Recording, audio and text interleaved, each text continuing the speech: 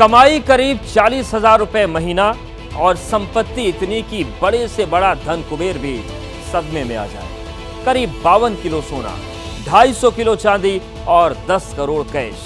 ये परिचय है भोपाल के एक रिटायर्ड आरटीओ कांस्टेबल का। जी हां, आरटीओ का कांस्टेबल यानी कि सिपाही। अंदाजा लगाइए ओहदेदार लोगों की काली कमाई का।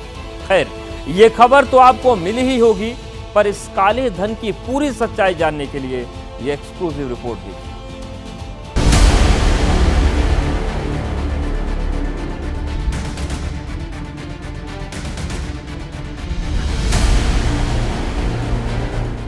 बावन किलो सोना,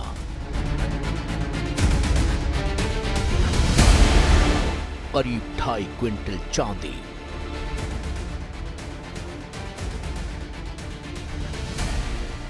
$10 करोड़ कैश, जमीन में सोना, जमीन के नीचे चांदी, कार में नोट, बैग में नोट, घर में नोट, हर तरफ नोट ही नोट। उधर से उठाना। इन तस्वीरों को देख लीजिए, गौर से निहार लीजिए और जान लीजिए कि ये कोई ज्वेलरी शोरूम की तस्वीर नहीं है, बल्कि सोने चांदी का ये खजाना मध्य प्रदेश के एक मामूली सी तनख्वाह वाले कांस्टेबल की वो काली कमाई है, जिसने देखने वालों की आंखें चौंधी आती हैं।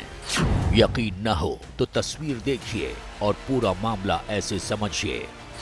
ये जो कार दिखाई दे रही है, ये भोपाल में मेंडोरा के जंगल में लावारिस खड़ी थी। इनकम टैक्स की टीम को खबर मिली तो रात करीब 2 बजे इनकम टैक्स और पुलिस की टीम मौके पर पहुंची। कार लॉक थी, लिहाजा शीशा तोड़ा गया और जब कार का दरवाजा खुला तो देखने वाले सन्न रह गए। मौके पर पहुंचकर इनोवा गाड़ी का कांच जो है तोड़कर वहां पर विधिवत तरीके से उसमें जो भी बैग्स थे उनको बाहर निकाला गया। बैग्स चेक किए गए तो उसमें लगभग 52 किलो सोना, जिसकी कीमत लगभग 40 करोड़ से ऊपर होती है, और लगभग 9.86 करोड़ में कैश बरामद हुआ। ये MP 07 नंबर की गाड़ी है, जो कि चेतन सिंह गौड़ के नाम से है, जो मूलतः ग्वालियर से है और अभी भोपाल में निवास कर रहा है। तो इस एंगल से भी जो है जांच की जा रही है।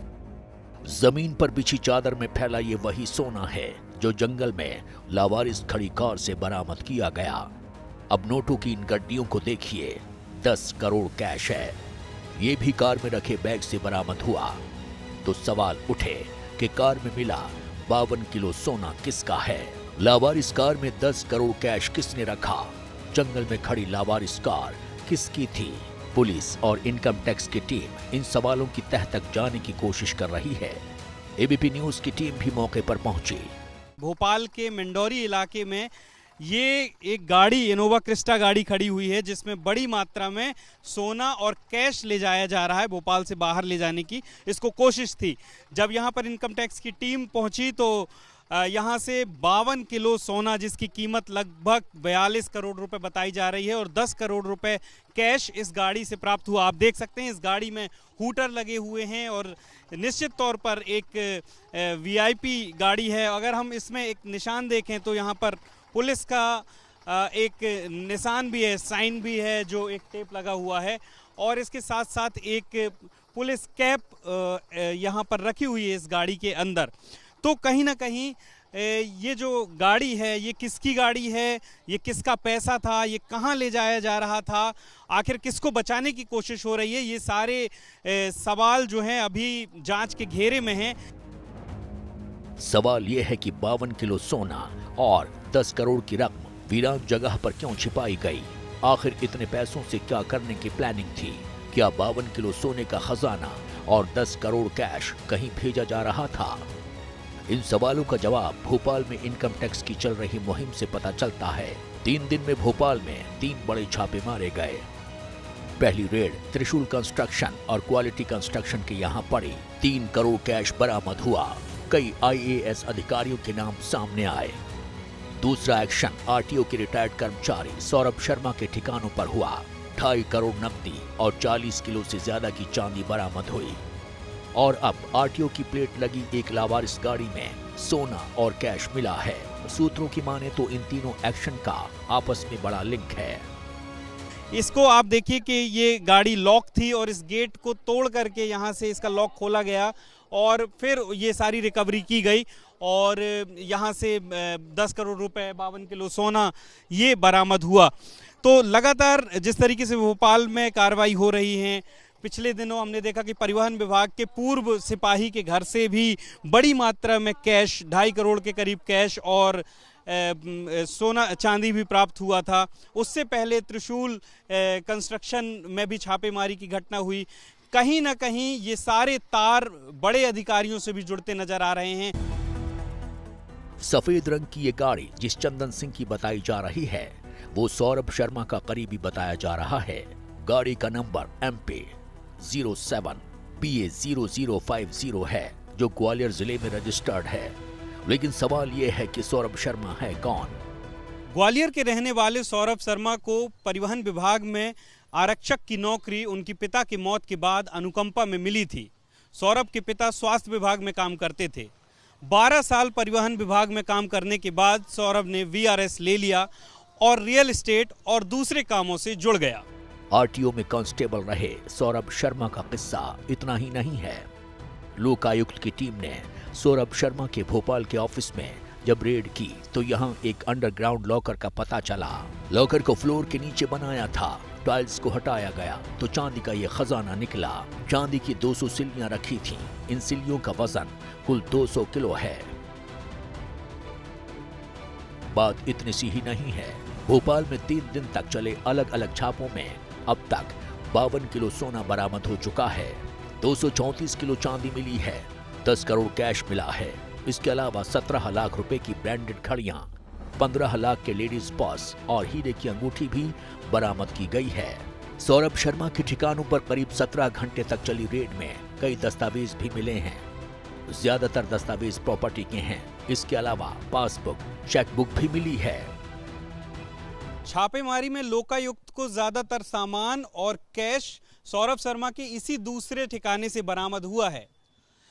जिस स्कूल की फ्रेंचाइजी के लिए सौरभ शर्मा का मुंबई जाना बताया जाता है, शर्मा इसी ठिकाने से उस स्कूल का ऑफिस चलाता था। सवाल यह है कि परिवहन विभाग में सिर्फ कुछ साल तक कांस्टेबल रहे शख्स के पास इतनी दौलत कहां से आई? क्या ये भ्रष्टाचार के बड़े नेटवर्क की कड़ी है? सूत्रों के मुताबिक सौरभ शर्मा मूल रूप से ग्वालियर का रहने वाला है। सौरभ के पिता स्वास्थ्य विभाग में नौकरी करते थे। पिता के निधन के बाद सौरभ को अनुकंपा में नियुक्ति मिली। करीब 12 साल नौकरी के बाद सौरभ ने 1.5 साल पहले VRS ले लिया था। सिर्फ 12 साल कांस्टेबल की नौकरी कर सौरभ ने इतनी दौलत जुटा ली जिसे कमाने में अच्छे खासे रईसों को कई साल लग जाते हैं। परिवहन विभाग की नौकरी के दौरान बताया जाता है कि सौरभ कई बड़े अधिकारियों और नेताओं का करीबी बन गया। सौरभ पर आरोप है कि वो नाकों में पोस्टिंग के नाम पर दलाली और वसूली का काम करता था। दुनिया को दिखाने के लिए सौरभ कई और भी काम करता था। मसलन फिटनेस कंपनी की इस वैन से ही लोकायुक्त को लाखों रुपए की रकम मिली है। सूत्रों के मुताबिक सौरभ शर्मा ने VRS लेने के बाद रियल एस्टेट का कारोबार शुरू किया। लोकायुक्त की टीम पता लगा रही है कि शर्मा ने रियल एस्टेट का कारोबार शुरू करने के बाद इतनी दौलत कैसे जुटा ली। जांच टीम सारे दस्तावेजों को बारीकी से खंगाल रही है। इस बीच मामले को लेकर राजनीति भी शुरू हो चुकी है। विपक्ष आरोप लगा रहा है जांच एजेंसियां सिर्फ छोटी मछलियों को पकड़ रही है। मैं तो समझता हूँ कि छोटी मछलियों के बड़ी मछलियों पे हाथ डालना चाहिए जांच एजेंसियों को। पूरे 52 किलो सोना मिला है। अगर ये इन्हीं एजेंसी अगर इनके और खेतों की और जमीनों की जांच करी तो कुंटलों से सोना निकलेगा। मध्य प्रदेश में हाल फिलहाल में ये शायद पहला मौका है जब 52 किलो सोना एक साथ बरामद हुआ है। मामले में सियासत होनी ही थी और हो भी रही है। कांग्रेस ने रिटायर्ड जज से मामले की जांच की मांग कर दी है। मुझे डर है कि हत्या नहीं हो जाए, जो सौरभ है इनके पे हमला नहीं हो जाए, ये गायब नहीं हो जाए, इसलिए जितनी जल्दी हो पुलिस इनको सुरक्षा दे। इस पूरे मामले को लेके परिवहन विभाग के 15 साल 20 साल की पूरी जांच होनी चाहिए CBI से या कोई रिटायर्ड जज हाई कोर्ट का या सुप्रीम कोर्ट का, उससे इसकी याचिका लगाएंगे मध्य प्रदेश हाई कोर्ट। सियासत अपनी जगह है, लेकिन जिस तरह एक मामूली कांस्टेबल की कुछ साल की नौकरी में ही काली कमाई का खुलासा हुआ है, उससे मध्य प्रदेश में हड़कंप है। 52 किलो सोना किसका है? 10 करोड़ कैश किसे दिए जाने थे? करीब 2.5 क्विंटल चांदी कहां से आई? जांच एजेंसियां इन सवालों का जवाब तलाश रही है। पता ये भी लगाया जा रहा है कि काली कमाई का नेटवर्क कहां तक फैला है।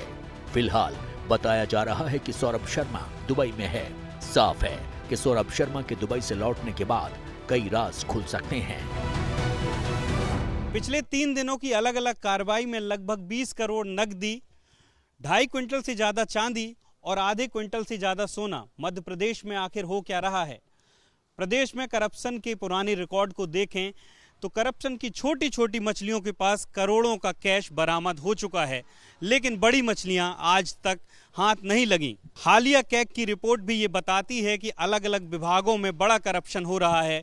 उम्मीद ये है कि इस बार जांच की आंच बड़ी मछलियों तक और करप्शन के नेक्सस तक पहुंचेंगी। कैमरा पर्सन होमेंद्र देशमुख के साथ अंबुज पांडे, एबीपी न्यूज़, भोपाल।